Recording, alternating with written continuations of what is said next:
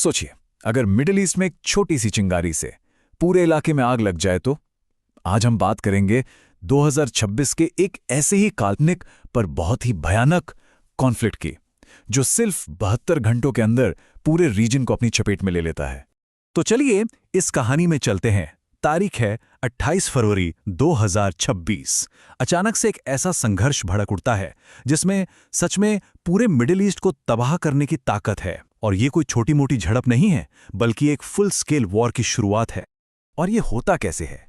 रात के अंधेरे में अमेरिका और इजराइल मिलकर ईरान के ठिकानों पर एक बहुत ही बड़ा और पूरी तरह से कोऑर्डिनेटेड मिलिट्री ऑपरेशन लॉन्च कर देते हैं। ये हमला हर तरफ से होता है, मतलब हवा से और साइबर वर्ल्ड से भी। और उनका मेन टारगेट सिर्फ मिलिट्री बेस नहीं थे। नहीं, ये हमला था सीधे ईरानी सत्ता के दिल पर। निशाने थे सुप्रीम लीडर अली खामेनेई। और फिर खबर आती है कि उनकी हत्या कर दी गई है। ये एक साफ संदेश था कि ये हमला सत्ता बदलने के लिए है। फिर अमेरिकी राष्ट्रपति इस ऑपरेशन की घोषणा करते हैं और इसे कोड नेम देते हैं एपिक फ्यूरी।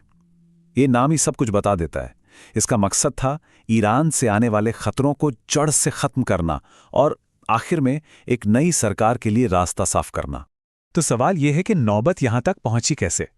देखिए, ये हमले अचानक हुए जरूर, पर इसकी वजहें दशकों पुरानी हैं। ये समझने के लिए कि हालात इतने ज्यादा कैसे बिगड़ गए, हमें उस लंबे और उलझे हुए रास्ते को देखना होगा जो इस जंग तक लेकर आया। तो चलिए जरा पीछे चलते हैं। इस कॉन्फ्लिक्ट की जड़ें ना बहुत गहरी हैं।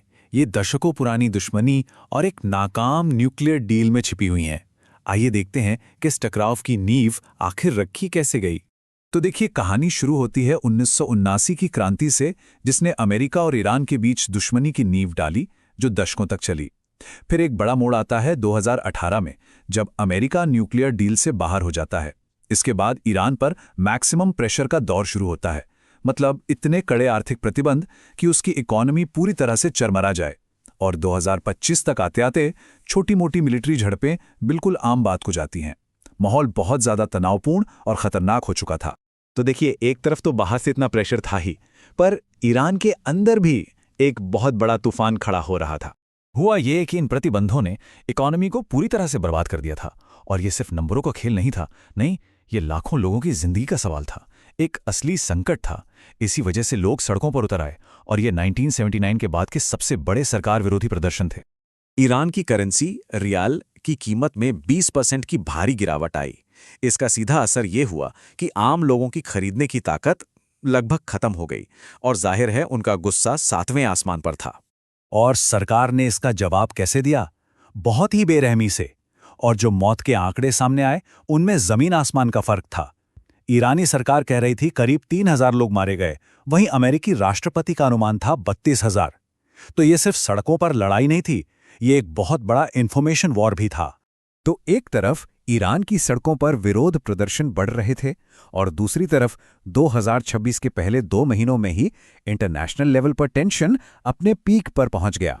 इसी बीच अमेरिकी राष्ट्रपति ने पब्लिकली प्रदर्शनकारियों का सपोर्ट किया। उन्होंने एक मैसेज दिया, मदद आ रही है। इन शब्दों ने, आप कह सकते हैं, आग में घी का काम किया और सिचुएशन को और भी ज्यादा गंभीर बना दिया। और ये सिर्फ बातें नहीं थीं, एक्शन भी लिया गया। यूएसएस जेरल्ड आर फोर्ड जैसे बड़े बड़े अमेरिकी कैरियर स्ट्राइक ग्रुप्स को उस इलाके में भेज दिया गया। ये 2003 के बाद से मिडिल ईस्ट में अमेरिका की सबसे बड़ी मिलिट्री तैनाती थी। अब यहां एक बहुत ही दिलचस्प बात सामने आती है। अमेरिकी एडमिनिस्ट्रेशन ने जंग को सही ठहराने के लिए कहा कि ईरान से फौरन खतरा है, लेकिन उनकी खुद की इंटेलिजेंस एजेंसियों की रिपोर्ट कुछ और ही कहानी बता रही थी। उनके मुताबिक ईरान से ऐसा कोई फौरी खतरा था ही नहीं। डिप्लोमेसी की आखिरी कोशिशें भी फेल हो गईं और आखिरकार 27 फरवरी को हमले का ऑर्डर दे दिया गया। तो ये कोऑर्डिनेटेड हमला शुरू हुआ 28 फरवरी की सुबह सुबह। ईरान में उस दिन एक नॉर्मल वर्किंग डे था और ये टाइमिंग इसलिए चुनी गई ताकि ईरान को सरप्राइज का सबसे बड़ा झटका दिया जा सके। और ये सिर्फ कोई बॉम्बिंग मिशन नहीं था, नहीं, ये एक मल्टी लेयर अटैक था। पहला लेयर मिसाइलों और 200 से भी ज्यादा फाइटर जेट्स का जबरदस्त हमला। दूसरा लेयर एक भयानक साइबर अटैक जिसने पूरे देश का इंटरनेट ठप कर दिया, उसे ऑफलाइन कर दिया। और फाइनल मकसद था ईरानी सरकार की आपस में बात करने और देश को कंट्रोल करने की ताकत को पूरी तरह से खत्म कर देना। अब ईरान का जवाब, इसमें जरा भी देर नहीं लगी। उनका रिएक्शन बहुत जबरदस्त था, फौरन था, और इसने पूरे रीजन को एक खुली जंग में धकेल दिया।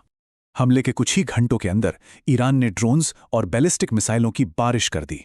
और निशाना सिर्फ इजराइल नहीं था। नहीं, टारगेट लिस्ट में फारस की खाड़ी में मौजूद अमेरिकी और उसके साथी देशों के मिलिट्री बेस, सिविलियन एयरपोर्ट्स, बंदरगाह और यहां तक कि तेल के टैंकर भी शामिल थे। और असल लड़ाई के साथ साथ एक और खतरनाक जंग शुरू हो गई थी, इंफॉर्मेशन वॉर। दोनों तरफ से अपने नुकसान को कम और दुश्मन के नुकसान को कहीं ज्यादा बढ़ा चढ़ाकर बताया जा रहा था। मकसद साफ था, दुनिया के सामने अपने नैरेटिव को कंट्रोल करना। फिर 2 मार्च को ये लड़ाई और भी बड़ी हो गई। खामेनेई की मौत का बदला लेने का ऐलान करते हुए हिजबुल्लाह ने भी जंग का ऐलान कर दिया और लेबनान से इजराइल पर रॉकेट दागने शुरू कर दिए।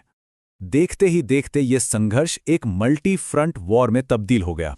मतलब कई मोर्चों पर एक साथ लड़ाई। जैसा कि इस अनक्लासिफाइड फुटेज में दिख रहा है, कई देशों में रोज हमले और जवाबी हमले हो रहे थे।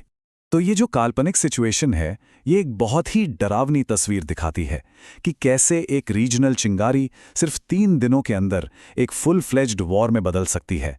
और ये दुनिया के सामने एक बहुत ही परेशान करने वाला सवाल खड़ा कर देती है कि इसके बाद क्या होगा।